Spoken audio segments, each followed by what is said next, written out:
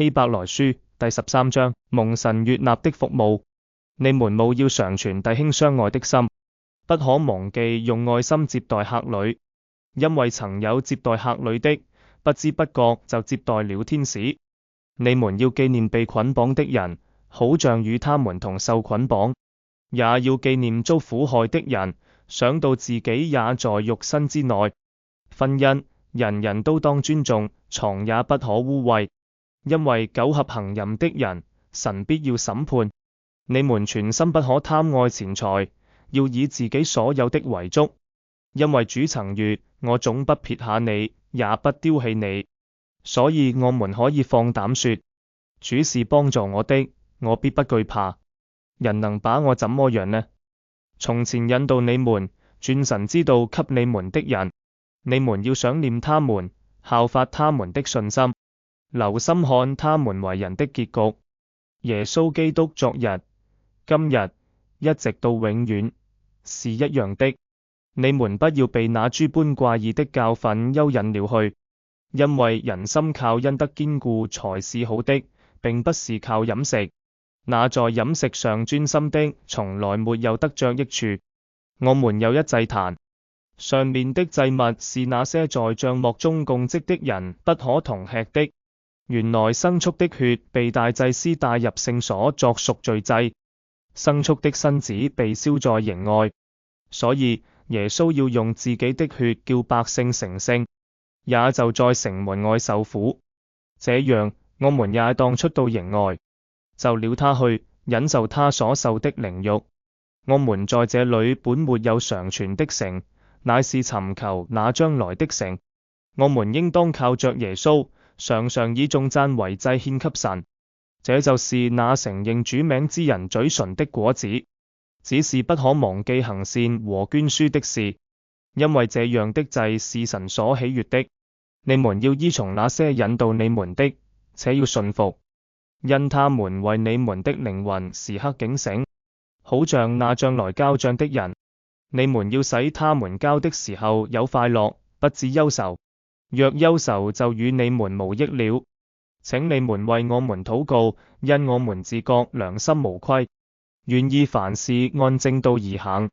我更求你們為我禱告，使我快些回到你們那裏去。祝福和問安。但願賜平安的神，就是那憑永約之血使群羊的大牧人，我主耶穌從死裏復活的神，在各樣善事上成全你們，叫你們遵行他的旨意，又藉着耶穌基督在你們心裏行他所喜悅的事。願榮耀歸給他，直到永永遠遠。阿們。弟兄們，我略略寫信給你們，望你們聽我勸勉的話。你們該知道，我們的兄弟提摩太已經釋放了。他若快來，我必同他去見你們。請你們問引導你們的諸位和眾聖徒安。從意大利來的人也問你們安。願因為常與你們眾人同在。阿們。靈修主題：基督徒的生活與對彼此的關懷。經文重點：希伯來書第13章。彼此相愛。這段經文開始於對兄弟姊妹的勸勉，鼓勵我們要持續相愛，並在生活中表現出對彼此的關懷。特別提到要接待陌生人，因為這可能是與天使同在的機會。這提醒我們在日常生活中要有開放的心，去關心身邊的人，紀念受苦的。我們應該記得那些在信仰中受苦的弟兄姊妹，並向神禱告，求的安慰和支持。這樣的提醒讓我們不忘記基督徒社群中的關懷與支持是多麼重要。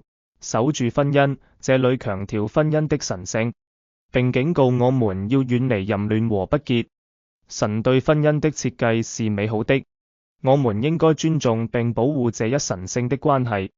對神的信靠，我們被提醒要滿足於自己所擁有的，因為神應許不會撇下我們，也不會拖息離棄我們。這段經文讓我們相信神是我們的幫助，我們不必懼怕。跟隨信仰的領袖，我們應該紀念那些在信仰中引導我們的人，並效法他們的信心。同時要警惕那些外來的教導，專注於基督的真理，因為唯有才是我們的根基。